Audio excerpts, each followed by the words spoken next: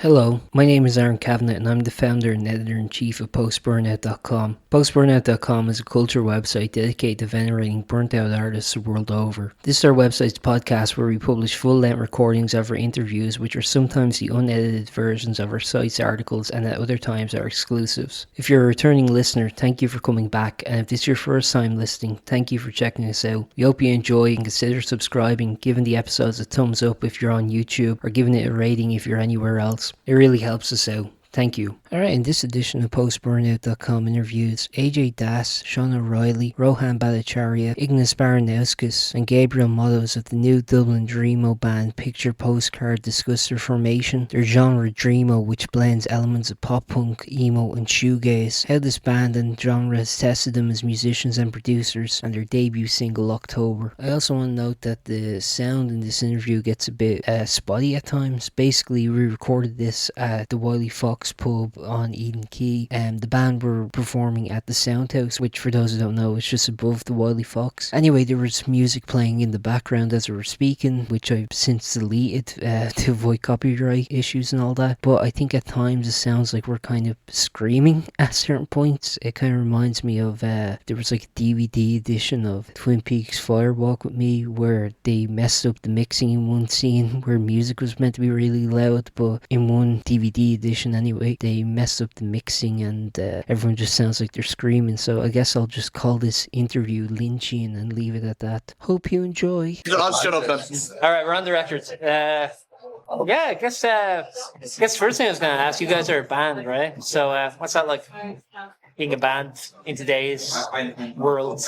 Shambolic. In one word, shambolic. No, I disagree. It's pretty cool. We're a relatively new band, but like we're all friends, guys. We're all friends. Speak for yourself, mate. It's cool to kind of make music with people you enjoy spending time with, and music's a part of it, but also like the amount of crack you have and everything. Like it's a great experience. Crap is good. We'll take crack. Do you have experience? You don't have to say who, but do you have experience working with people you don't like? And what's that like? Like a Oh yeah. You don't have to answer that. Can I answer it? Fibber sound guy.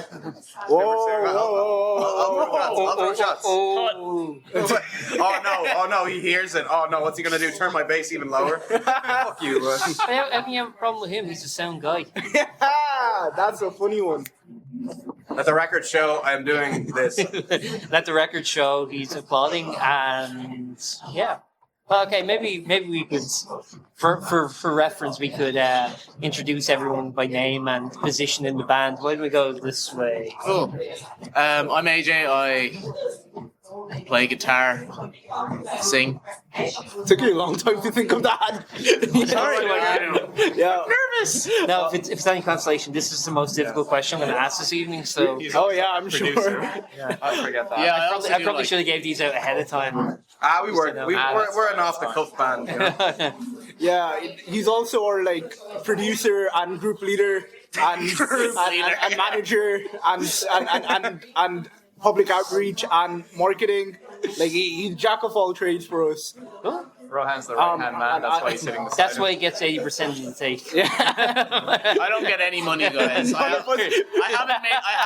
haven't made a single euro off music for like my personal account. Well, you are an artist. That's every artist. I'm Rohan. I do sim, and that's about it. Yeah.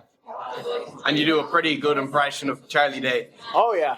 That's great. It's Oh, pretty yeah. powerful. It's a very multifaceted band. These are all really useful tips. We've got 16 roles in this band, and nobody knows what their role is. Yeah, at the end of the podcast, we'll do a Charlie Day impression. Oh yeah. But we have to give people incentive to listen for the whole 4 hours. Yeah, of course.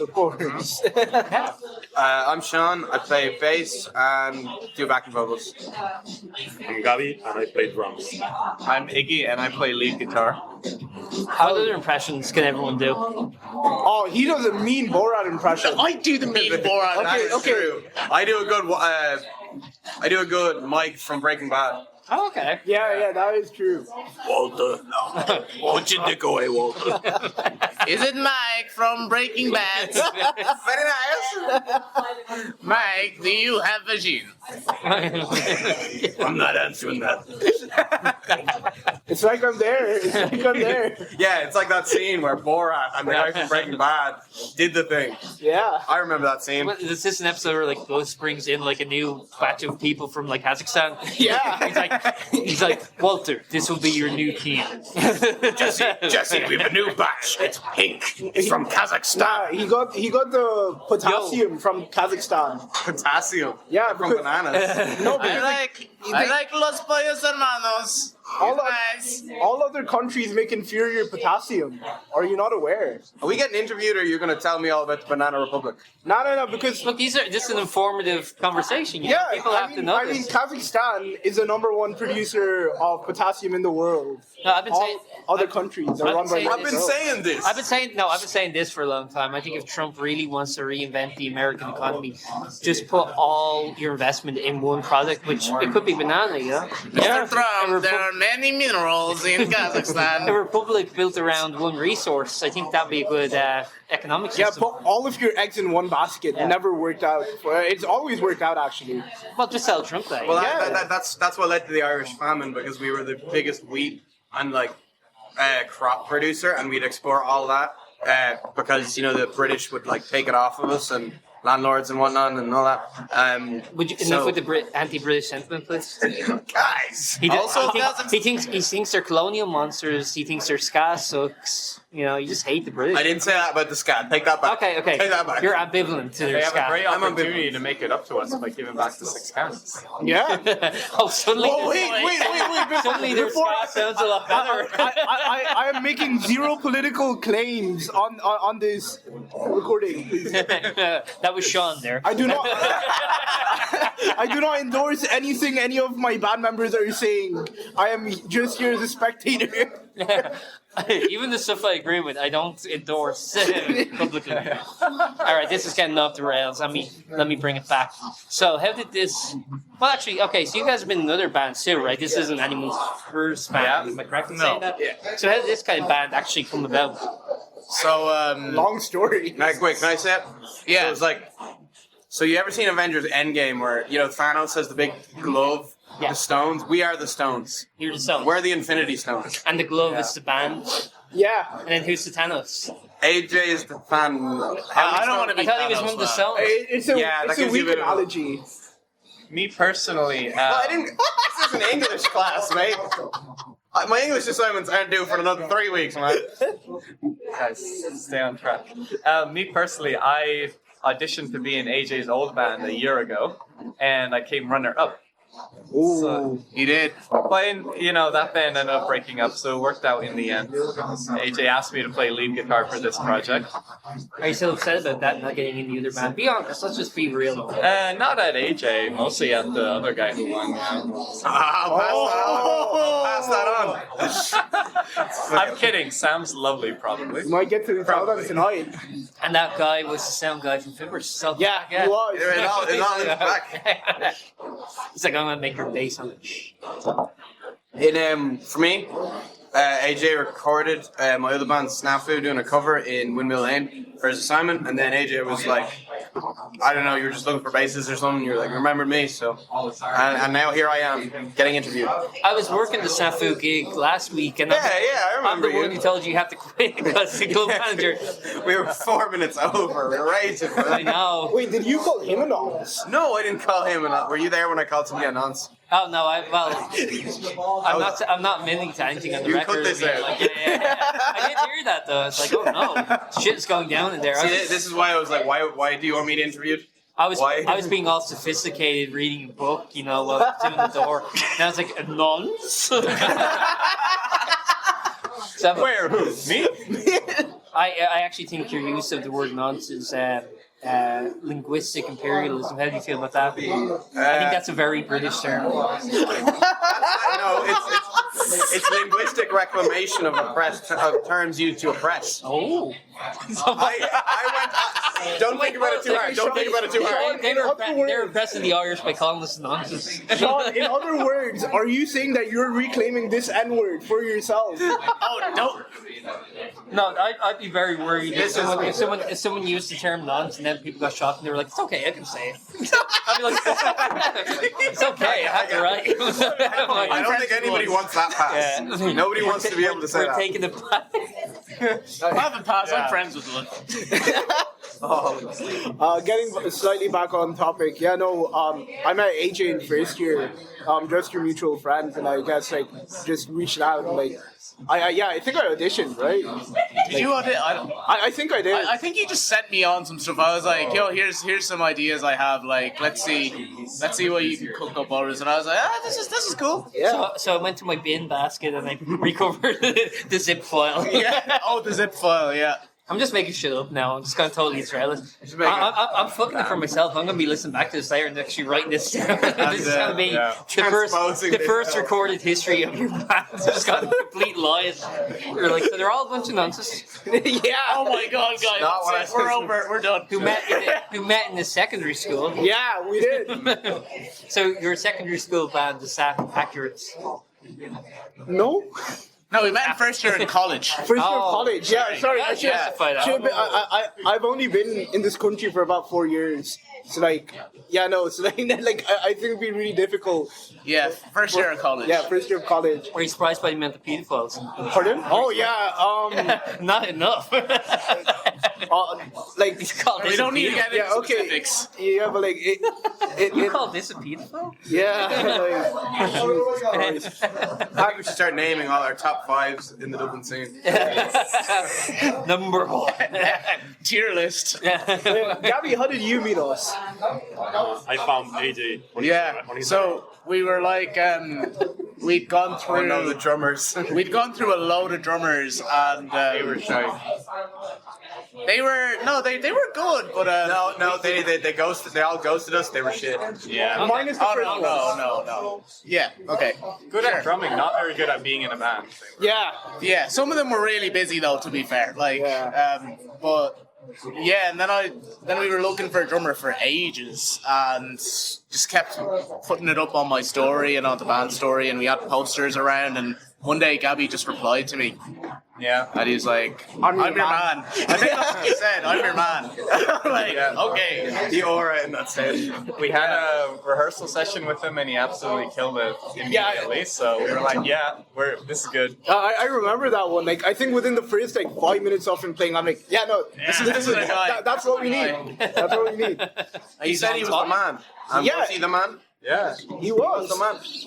So is your band the perfect example of a patriarchy, would you say? What's that a requisite? You have to be a man? Our entire art department is run by women. Oh, okay. True, that is true. That is very true. So women should do the work but shouldn't be seen on stage. Man, this is this is crazy. I don't like this line of questioning. I mean, Answer it. I have he, they pronouns that no one here uses. So I use it. I regularly try to use it. Not rarely. Transphobic. Sometimes. I try to. But I don't want to make a big thing out of it. Because you said I want to say it. I was not aware, and I will try harder. I was not aware either. I contain multitudes. That's why you should say they. You gotta get this discussed on record. Yeah. It's the best way. Iggy, we all love you. We all support you. We do. We're representing what 2 different genders and what 3, 4 different continents. It's very diverse. Yeah. That's very We're- okay. 4 continents? How? No, 2 continents. I think it's You went Asia. Asia and Europe. That's 2. Well, you can split Europe into Asia into East Asia, West Asia, South Asia. Yeah, I mean, So you can do that's a I trick. mean, Spain You is can- almost touching Africa. You can Like, split. might as well. Oh, I You was can born split in any- Brazil, so Oh, there we go. Come to Brazil. I did not know that. Picture Postcard finally going to Brazil, guys. Wait, you were born in Brazil. Where were you born? Lithuania. Lithuania. Where were you born? The Rotunda. Oh, the Rotunda. Fair enough. A nation unto itself. Where were you born? I was born in India. Yeah, I was born in India as well. Yeah. That's crazy. This is the most diverse band ever. Yeah. Hey, the most bigoted band to the most diverse band. I do just like We did a U-turn there. Yeah, I do pride Save myself on that ourselves. actually a lot. That like we do have such a wide range of like people, and like the fact that we're able to work together and like make good music is just like it's like such a great feeling, you know. so. You find that the music is diverse as the members. Oh no, it's Oh no, not at all.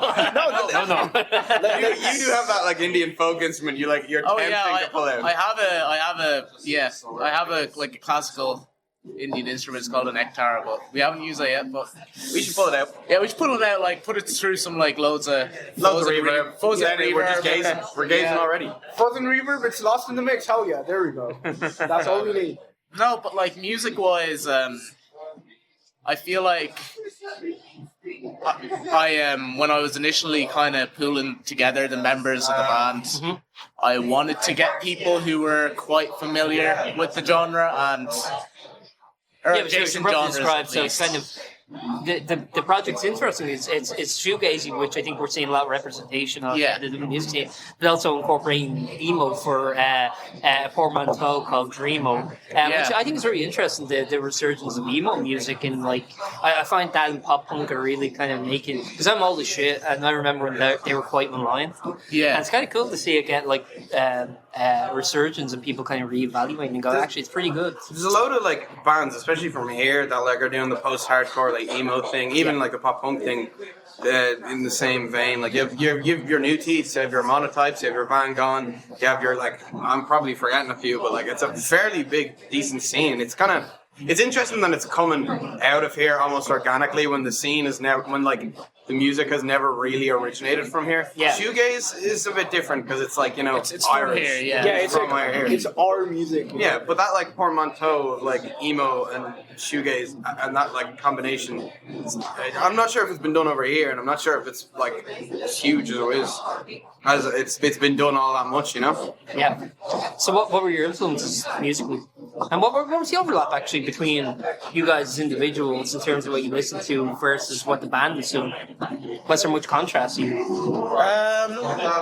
No, like genre-wise, we listen to a lot of the same stuff, emo, shoegaze, that kind of stuff. Like personally, I grew up, and I think a lot of us here as well. I grew up listening to pop punk, emo, all that sort of jazz, and then like later down the line, I found My Bloody Valentine, and I started orgasming Whoa! because of how beautiful it is, and then You orgasmed at something beautiful on tape? yeah. That's crazy, man. No, it's beautiful music. Way to ruin a guy's flow. I'm You're right. sorry. No. The worst part was it was in a room with other people. He was at My Bloody Valentine gig. Party. Bro, put My Bloody Valentine. I have to leave. Guys, I've got Let's on the Ox, guys. I've got a bit of a sticky situation in my pants right now. I'm gonna have to end this interview. Thank you so much. He just turns into a big dork when he orgasms. Like, I gotta go. Yeah, I think one of our biggest strengths is that we're all fans of music. You know, like Support others. I know that sounds very like shallow, but like we are like really, really enthusiastic about listening to music as well as performing it, as well as like creating it. And I think that like whole mix of making music that we like listening to is that like main driving force of like what the reason our music is good for us is because we think it sounds good. Like if other people like it, that's a great feeling to have. But like at the end of the day, we're only trying to please ourselves. We're not trying to make it for anyone else. We're all AJ's very proud. good at please himself. We're all very proud AJ of our Spotify raps, is what he's trying to say. Yeah. Oh yeah. I put work into that, motherfucker. So, so you were all would you all have a similar trajectory in terms of like growing up with emo, punk and when we're saying emo, I mean like to specify, I mean we're talking kind of more so about kind of the mid 2000s kind of Warped Tour kind of emo bands rather than DIY. There is like you know the old Washington DC 1980s bands like Right to Spring and things like that. Yeah, we're going back to second wave. Post-hardcore. Well, you have like the Midwest scene too, the Midwest emo scene. You know, bands like American Football. Yeah. I don't know. I didn't know if I wanted to reference them because they've kind of become a bit of a meme lately. I'm gonna spout the entire thing, the entire paragraph. Oh yeah. Good. Real emo only consists of. Get it out. Yeah, be a purist. I was a little bit later to the game. Like I mainly listened to just pop music and whatever was on the radio until I was like maybe 17.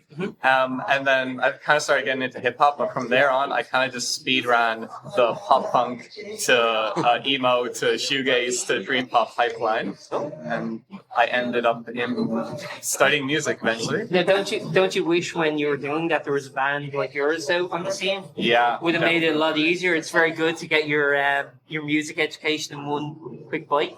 Yeah, just a little shot of it, you know. Yeah. But that's what I like about it. It's like it's a combination of the music I've found over the last few years and also the music I grew up with. It's really satisfying to incorporate those two together. And working so well together as well. Yeah. For me, it was slightly different, I guess. Like 13, 14, listening to all the Mall Goth, Panic at the Disco, Fall Out Boy, My Chemical Romance, all of that like emo music, if you can call it that. And then started listening to more like My Bloody Valentine, like Have a Nice Life, like more in that like dreamy space. And like I think it's my dad who showed me my first like shoegaze record. It's like a Mazzy Star song. That was crazy. Your dad was cool. Yeah, I have a cool dad. What about Gabby? I actually don't know it. Cooler than my dad. My dad is cooler than your dad. How did you get into the genre? I started with Title Fight. I come from death metal, hardcore. But then one day I discovered Title Fight. From Title Fight, I started going to different bands, Narrowhead and all that. It was like, this is my music. Yeah. For me, it's kind of like a mix of AJ and Rohan. I had the pop punk phase and a few bands where I was doing that when I was like 13, about 16. Then I kind of started experimenting with like getting out to other genres, kind of the more like kind of niche ones on the internet or whatever, like your like slints and like your post rock and your noise rock and whatever. I'm not a huge, I'll say it now, I'm in a shoegaze band. I'm not a huge shoegazer. I got away with it because I play bass and I don't need effects and I just scream, but I'm not the shoegaze guy. Everybody else in the band carries me, and then I just pretend I'm emo, and it kind of like works out. He's the emo in the dreamo. Pretty much, yeah. Well, I love anyone who references Slint because Spiderland is my favorite record of every time. So it's, I don't know. I'm almost reluctant to say that. You don't like Spiderland? God, no. It's mentioned like every second rehearsal we have. I don't know why you hate good music. I think the way I've always described Slint is like smoking an unfiltered cigarette, where it's like we say it like it's a bad thing. No. Okay, so hear me out. You ever had a JPS filterless? No. You are missing out, my friend. So it's like when you need it, like on a really, really rough day, and like you smoke an unfiltered cigarette, like it hits you exactly where it needs to hit you. But like when you're just trying to have a good time, if you smoke if you smoke up an unfiltered cigarette, you're coughing up. You're not having a good time. Yeah, no, I agree. If you have your first kiss and then listen to Slint, I think that's a problem. Gotta ruin it. Every time you listen to them, you're very much listening with purpose. It's like I am depressed and I want to like feed into my depression. You know, this is what I'm doing now. No one talks to me. Yeah, no, it's good for isolation. I'll give you that. Okay, I'll give you that.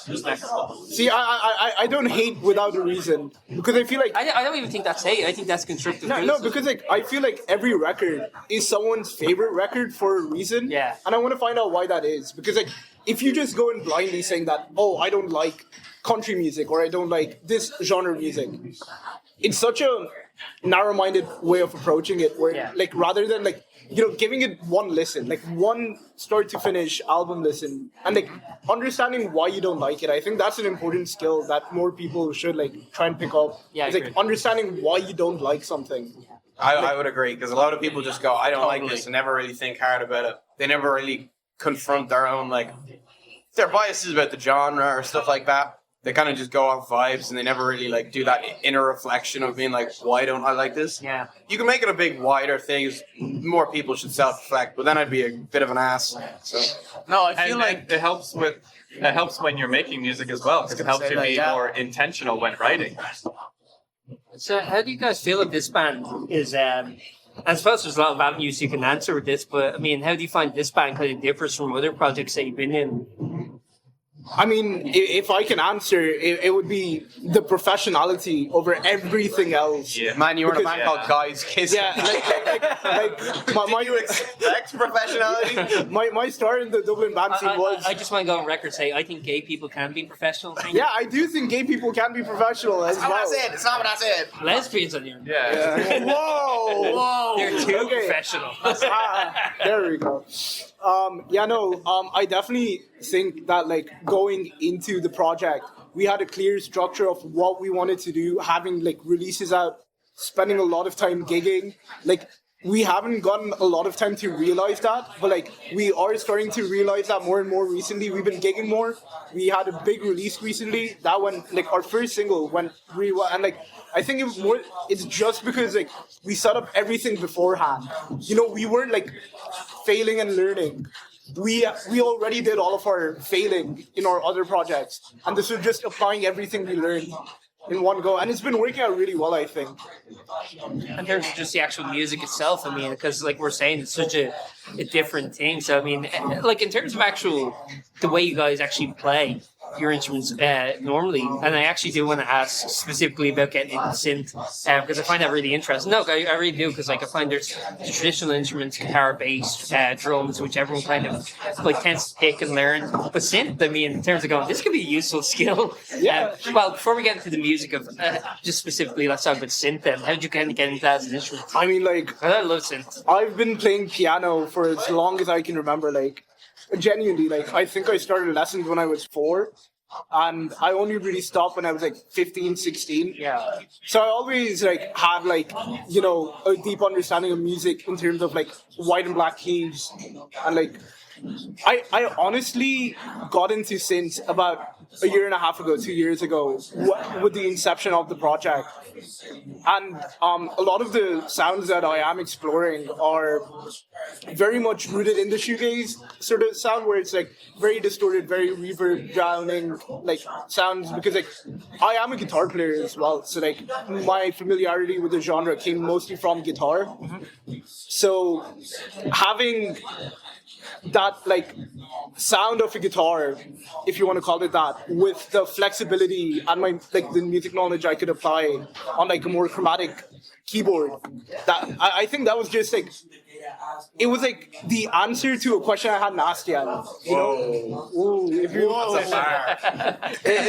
Because like, how do I show my proficiency in an instrument that I'm not familiar with? And like, it was like a really cool exploration. Like, I'm using a lot of soft synths and a lot of like virtual instruments. Like, I'm running through my laptop. Like, I don't have a proper setup yet, but like, so far, it's been really like productive and really like it's been working out well and fits the style really well. I would say. What I'll say about synths as well is because I do all the recording, mixing, and stuff for us, and like I was saying this to Rohan earlier, like it is a bonus. Like in our genre, like you don't see a guy with a table and synths out on stage that common. It's normally drums, 2 guitars, bass, whatever. Especially in like even in shoegaze, I mean, like I find keys seem to suit the instrumentation very well, but they're very rarely represented. Yeah. It's funny, I actually think more so of like The Cure, who I consider kind of proto-gaze, I guess. Again, it always goes back to the British, doesn't it? They start everything. Man, that's not giving too much time. But yeah, like it's a bonus, and it's a really, really nice bonus to have that kind of additional layer on top that just serves as a kind of blanket, just gluing all the kind of dreamy sounds and everything together, you know? Yeah. It almost fits it between in the cracks of a mix, like where the space is. The synth fills it out very nicely, and it's kind of like a third. It takes like the place of a third guitar sometimes, but it also can just do stuff that a third guitar can not really do. Got the really long pads and everything, you know? Like there's a lot more atmospheric stuff you can do with a synth. Yeah, totally. Right off the bat, without any effects or any weird pickups or nothing. Yeah. Now I listen, and I think it's like a really underutilized instrument. I think it's great. And in terms of yourself, as a bassist, as a drummer, as a guitarist, and as a vocalist, I mean, do you find your style has altered in any way with this project?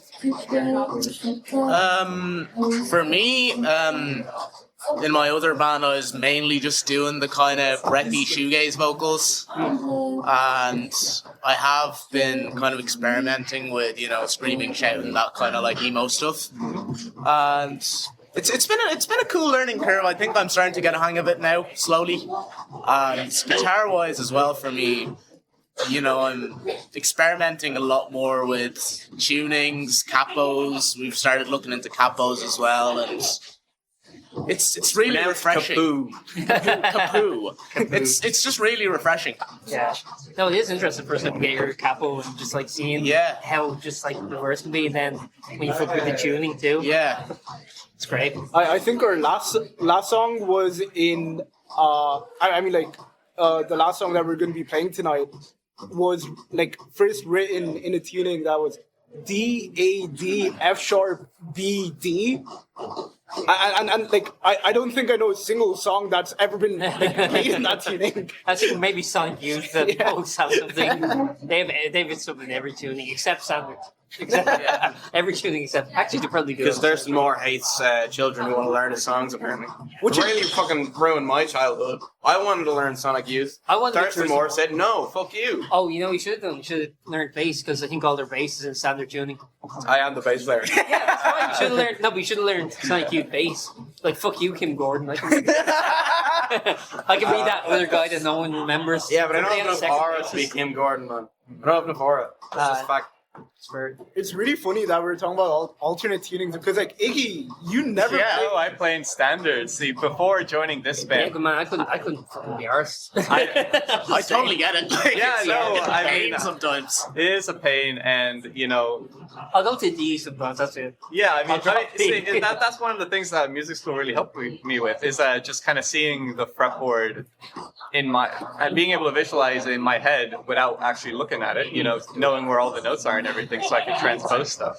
So that's why I mainly play in standard. And you know, before this band, I would mostly be writing kind of atmospheric, soundscapey kind of stuff. But with the addition of synths and Sean and AJ's like very heavy drop tuning guitars, I've kind of had to find a place that's somewhere in the middle between complementing their heavy sound whilst also adding to the atmosphere alongside the synths. And that's one of the really fun things about this project for me. As a drummer? Yeah. I don't know. I don't have anything to say, sorry. I just hit the drum. That's fine. Yeah, just play the drum on the side. For you, it's a similar experience. Other bands have been in. Yeah, for me it's like very intuitive. This genre is very intuitive for me. And I know it's like natural. That's what I'm saying. Yeah, I mean, like, dude just showed up to the first practice and he just got it. Perfect genre fit. Like, no questions asked, just busted it out. Yeah. You like Narrowhead? I like Narrowhead. Yeah, his profile picture on Instagram is the same wallpaper as mine. I think the funniest thing any drummer could do when they come to a new band is like listen attentively to what the other members want, kind of like not long like you're listening, and then just do the same D beats. Just do these, no matter the song. Boots and cats and boots and cats. Exactly, just do that all the time. I do that, but I come into like a studio and I'm like, hey guys, I'm your new drummer, and then I like sit down and the drummer's already on the. To preface this, these people don't know me. I've just broken into Pirate. Yeah. And so I just go up to the drum set, box the head off the fella, get on, blast beat, 210 BPM until my arms fall off. And I've seen it. And now I'm in 16 bands. Yeah. So It doesn't not work. It's an avenue, I guess. For me, for like playing bass in this, it's kind of similar enough to my other bands because there's a bit more. There's definitely a shared like influence, but I do a lot more. Like for this, it's very much kind of like I rely on like screaming and all this vocally, and then like bass wise as well. I have different tones, you know. I've like kind of heavier stuff because some of our songs would get like heavier than other Snafu songs or whatever, and then I have like kind of chiller stuff. I have stuff with like reverb on it, or sometimes if I'm feeling weird. They haven't heard it, but I will pull out a reverb bass at one point, and they will hate it. I'm waiting. I'm waiting as well. I'm waiting. And then just like, yeah, just tones. Tones is the big thing. Tone is in the balls. Tone is in the balls. That is what I learned in the last motto. recording session. And that's why you shouldn't masturbate. Keep the tone in there. Yeah. That's why you shouldn't listen to music either if you're anything. Don't listen to My Bloody Valentine, you'll leak your tone. Tone is in the balls. Yeah, you'll leak your tone. Remember that, guys. A mantra to live by. Oh my lord. I'd like to get this on interview because I want to apologize publicly. Gabby, I took your lighter in the smoking area and I forgot. I just saw it in my pocket. He was going to Very steal that. embarrassed. Wow. If this wasn't on record, he would have stolen that. I'm a very much a pocketer. I do be pocketing. I don't even mean it. Oh no, he's lighting the recorder on fire. No, but we need to stop. The thing It's about like the end of Inglorious Bastards. The thing about lighters is like I don't think anyone actually buys a lighter. I just think there's like the same like 15 lighters that just go around in Just a circulation.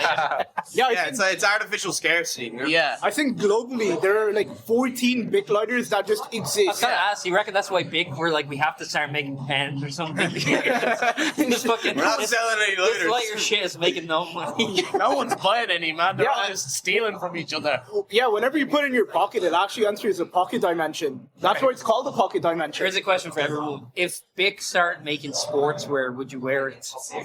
To the gym, to the track, to the bus, wherever you wear sportswear. If they made like a guard, you know, Like it's the worst. like a cup guard, like a No, it's the ball guard. worst. I just- Tone guard! tone guard. Okay, somebody could be coming up from my tone, you know. It's the I gotta have worst that shit on. quality like material you've ever seen in your life. Like it constantly peels off you. It constantly runs in the wash. But it's everyone's wearing it ironically for the novelty of Bic. And like, We were talking about this yesterday. I think we were like really eager for a Behringer endorsement. for what? Behringer. Okay. Because like we love their electronics. Like it's Like no shame. We love the cheap knockoffs. We love it. it's beautiful, right? Like it's such a beautiful like world that we live in that you can just steal someone's electronics and then just sell them for cheaper. Yeah, theft isn't the right.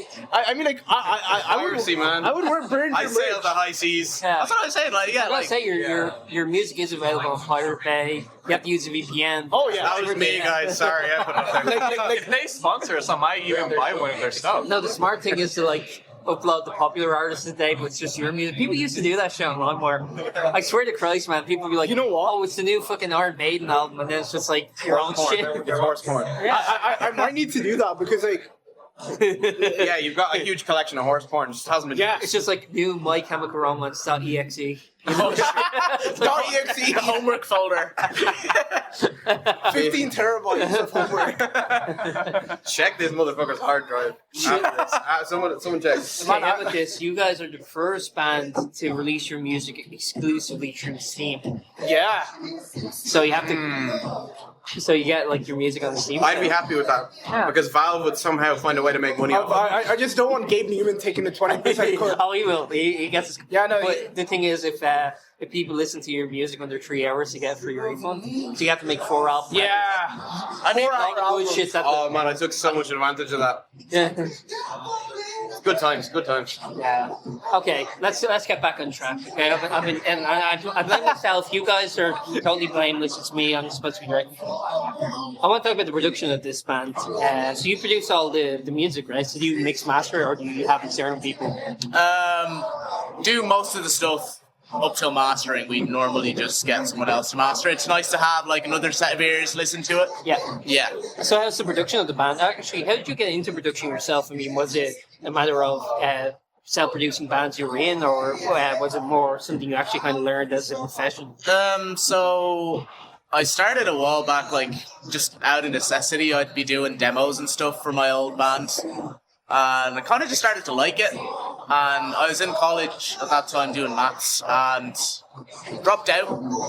And I'm doing sound engineering in college now, so it's, do it every day. And yeah.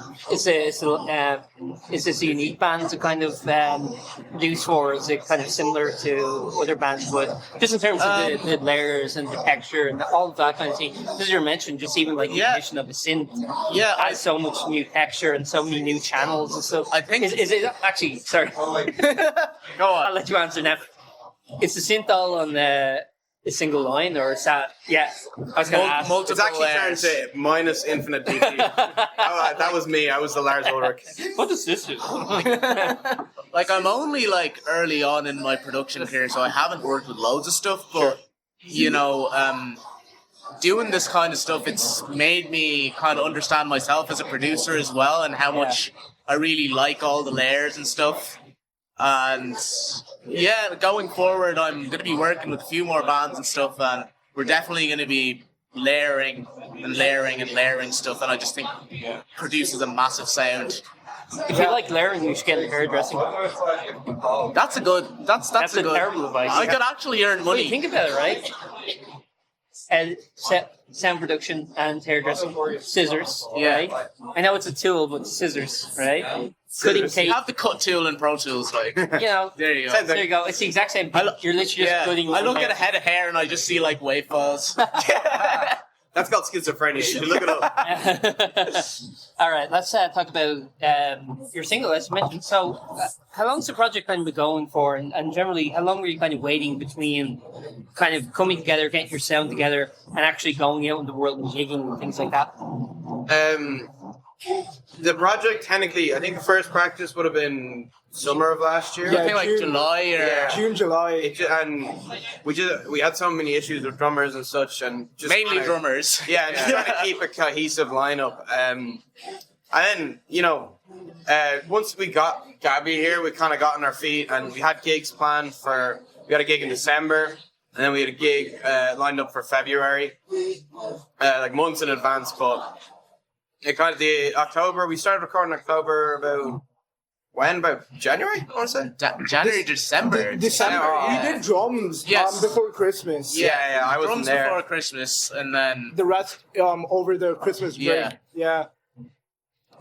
And when it came to choosing your first single, I mean, first of all, how diverse are the songs that you have written already? I mean, are they similar? Are they cohesive? Or are they all very like all over the place and different? Because I saw you guys at that Broncos gig working in the cellar. I think I was like one of two people there. Yeah.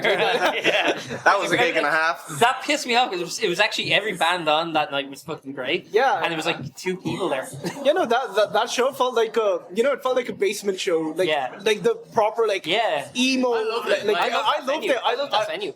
Yeah, the crowd was enthusiastic. Yeah. It was small, and it was all like the Broncos and the Bannered Mare guys like watching us, and we were watching them, and it was grand. We were all cheering each other on. It was great. In terms of cohesiveness, I don't know. I think it's still early days. We're still. I think we're about 80% there in terms of finding our sound. Like, I think the cohesiveness could be improved a little bit more, but overall, I think we're getting there. I think it's just a case of writing more songs and then seeing what we like when we put it, what we put out, what we like about it, what we want to do better, and whatever. And then, like, we're building songs from the ground up. Like, this isn't really a case of in other bands I'm in, sometimes it's just someone brings a song and we all work on it. This is very much we either have one of us has an idea and then we all expand on it, or actually that's it. That's normally what happens. It's all built in practice together. And it's strange because like before Gabby joined us, we had maybe 2 or 3 like songs that were like almost ready. We were like almost ready to like get them out. Like we're not even like playing them anymore. Yeah. So it's just like like everyone needs to be happy with what we're putting out.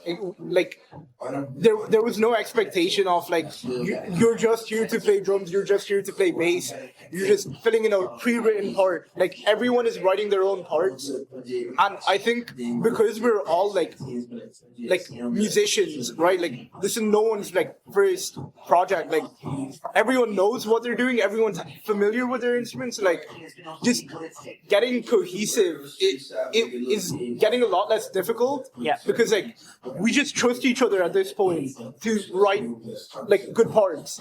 I don't remember the last time like we had to tell someone to like completely scrap a part, like write a part for them. Like, I don't think that actually ever happened. I don't think that's happened. Yeah, so that's a great start because like at least with my previous band, like I remember even though I was the drummer, I was writing a lot of the rhythm section for our songs. Like, I'm just happy that everyone's very independent with their own instrument. Like, we all know what we're doing above everything else. Yeah, I'd like to say as a bass player, the rest of us kind of need to get our act together. I'm kind of like carrying it on my back right now. You're Jason New setting it. Yeah, I'm just, that's a niche bass reference. To be fair to him, though, like he was an hour late to practice yesterday. Oh yeah, and all the yeah. How do you guys put up with? And we were like practicing your The set. fucking one token Irish guy. Irish guy. It's fucking all this stereotypes being lazy, turning up late. You're representing the nation here, man. I would like to say I am drinking right now. He's the only one drinking alcohol. I have coffee in this. Now, all love to Sean, though. Like, sometimes he is late to practice, and we start without him, and then we realize. Sometimes he forgets he's in the band. and then we realize this feels very off. Yeah, like it's missing something. We were playing for about half an hour yesterday. It's his technique. It's like, you say, I'm gonna make him appreciate me. Just his aura and his presence. There's no aura coming from me. Who's gonna do the Tom DeLonge? I do that. I do that. That's what I remember from the gig. I remember the Tom DeLonge. Right. How much of an influence would you say he's had on your vocal skills? I think every fucking person of a certain age, he's had at least 2%, at least. I'm gonna say it. Blink-182 are objectively kind of mid, except their 2000 Untitled. Was it 2001? 2000? I'll fact check you. I think it was 2001. Are you talking about Take Off Your Pants? No, it's 2003. Sorry, Untitled. Yeah, the one with the white and blue. Yeah, and that they will never hit a harder high than that. Well, and everything after that is good. I disagree, Cheshire Cat. 2000. What do you mean Cheshire Cat is like what? So are you looking forward 12? to Yes. using that Blink album as a reference? Are you looking forward to when you all hate each other and the music will be fucking great? You guys will be in like different rooms every fucking day. I'll be recording in LA in my big fuck up mansion. Rohan will be up in Abu Dhabi. Well, which one? I'll be looking at aliens. No, that was kind of weird. Like the slightly disconnected recording process where it was like we did drums first, and then we got all of the rhythm sections in, and then after that, me sitting about 4,000 kilometers away, writing the synth parts and sending them back. That was an odd experience. Yeah, no, but that was fun. It was fun, and it was like. Yeah. I think this is one of the bands where I could get away with it. Well, not I could get away with it, but we could get away with it, where we could kind of we get still so exact in the studio that it kind of just becomes a case of just playing until you get it right. It's not like we have to go back and redo the drums or something, or we have to go like mix and all, like just to get a part done and all this. I don't know. So I think a lot of bands probably couldn't get away with that. And we're tight enough and we're like exacto enough in what we want that it's a lot easier. It's a very fucking nerdy sound engineering question on my part. Well, I actually don't know offhand. In India, do you use 50 or 60 hertz for electricity? I don't live in India actually. I live in the UAE. I thought you said you live in. No. I live in Dubai. Yeah. Okay. So. Yeah, no, it's the exact same electricity as here. Shit. Now, the same outlet. Same outlet. Yeah. exact same outlet. That was I think it's 60 in Europe, is it, or 50 in America, or the other way around? It's 50 here and 60 there. 60 in America. How does this affect the 9-volt power supply economy? That's my No, it question. does affect the sound. It does. yeah. We don't have any 60 cycle home. Okay. We have 50 cycle home though. So. Yeah. That'd be interesting to I don't see. blame you for asking that question. Once we were on a night out, it was Rohan's birthday, and we went back to his apartment. And at like 3 a.m., I asked AJ, "Hey, what's sidechain compression?" So it's when the thing goes down, when the kick does the thing, and the bass That's goes what the down. bass No, goes. I remember that evening. It was so funny. Like we're all out celebrating, and then like we go back, and like the first thing we do is like we put on a vinyl record, and then we start interrogating AJ into like what is compression? What is the best like way to do side How is it? How is it Nightmare even Realm. getting the sound out? Nightmare Realm. It was so funny. Could I play this without a needle? I mean, think about it. You know, with the needle, a vinyl is just mainlining music. You ever think about that? Yeah. It's not. Yeah. Say not if you think It's about not it hard enough. No, but it sounds good for like a moment of a second. If you eat a vinyl record, are you then the music? Yeah, Yeah. because Oh, the yeah. warmth is in you. You're You also dead. become Dark Side of the Moon. Does that mean if I eat a Smashing Pumpkins record, Billy Corgan has came inside me? Yeah, Yeah. because Huh? the tone is stored in the No, ball. you just lose your hair. Oh, God. Okay, remind me not to eat my fucking copy of Melancholy then. Remind me not to eat that. You have to melt it down first. That's a good record for Yeah. you. Yeah, you have to, Yeah, you have get to into drink a palate. Why the fuck would I drink it? It's literally shaped like a pizza. Oh yeah, fair. Yeah, but it's like Yeah, but you wouldn't Do you not eat like all- drinking a it's crisp? so crunchy. It's like eating Yeah, it would a be pizza snap- that's only pizza. No. crust. It'd be having well, like You are Lithuanian. Your entire cuisine is boiled cabbage. whoa, I know that you chat shit. dude, we have. This episode's from banned from every platform. I'm never getting that Lithuanian passport. I'm sorry, your people made cotton. Oh yeah, we did. There's no. No, I'll take that. Sorry. I am merely a visitor of this country. I love it. It's just like, kinda- like if the you- people here are grand. It's just yeah. gotta be a bit here over this section. I'm not gonna even explain it. I'm not gonna be like, here's why I had to censor that part. People, but whatever you think the worst thing said was, that's what was said here. All right, let's wrap it up, okay? Let's ask this. Before I actually say When it came something bad. to choosing a debut single, how did you make the choice to go? That's the one. I think it was fairly like off the bat. Like Yeah. To be fair, we didn't have much to choose from. Yeah, it was a 20% chance to be anything. Yeah, we wanted to get something recorded and out like as soon as possible. So we Why the rush? just cause We want to be out there, you know. We want to like put our name there. Like, Yeah. like we want to just like put ourselves out because like if you don't put yourselves out there, like you can't expect to be like, you know, like anything. Like you can't expect an audience. Also, it's hard to get like nice gigs and stuff if you don't Yeah. have something for the promoter to listen to. You know, like get something out as soon as possible. Do you ever record shows? I think we are recording tonight. Oh, what? No, because that's an avenue like I've heard A from. good amount of it, at least. Like, you can get like a fairly professional, like even just with an iPhone, just on the stand, you can get a fairly professional look, and then you just, I guess, get the sound mix. Yeah, my old It's band. just really an editing My old job. band did that once. One of my friends, he went to film school. Yeah. And he got a few of his other mates as well, and they brought some cameras and like a little field recorder, and he got the stems from the desk. Turns out pretty well. It's expensive, but Skelly, if you're listening to this, we have work for you. Shout out Skelly stuff. I'll do it for 50 quid. I don't give a fuck though. I get the Navan. My goat. It will be, and it'll be documentary quality. Well, we know it's working. You put it on record. Wait. Sorry. You guys, sorry. Copy down. Injure you. No, this coffee's all gone. Strand. All right, perfect. Is there anything you would like to add before we wrap up? Or Stream October. yeah, that's the song name. That's it. Stream October by Picture Postcard. Streaming on every platform.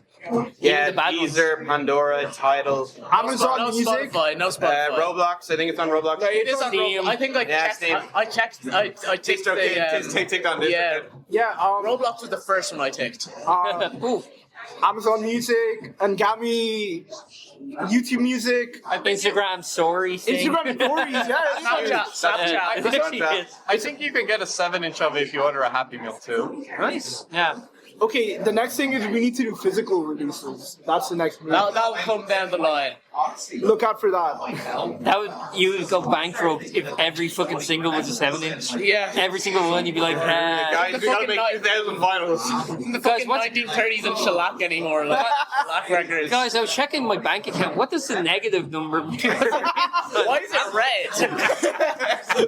No, that's telling Why you can't what I you should buy blend it all on. things? Why can't I buy food anymore? It's hard to find me. Am I gonna die? I mean, we are starving musicians at the end of the day, and Yeah. we embrace that very well. I hope this makes it past all those platforms, hate speech laws, Oh my god. hate speech regulation. Hopefully. We have it all here. We have anti-Irish sentiment. Anti-British sentiment. That's Okay, fine. that's reasonable. At this point in life, that's reasonable.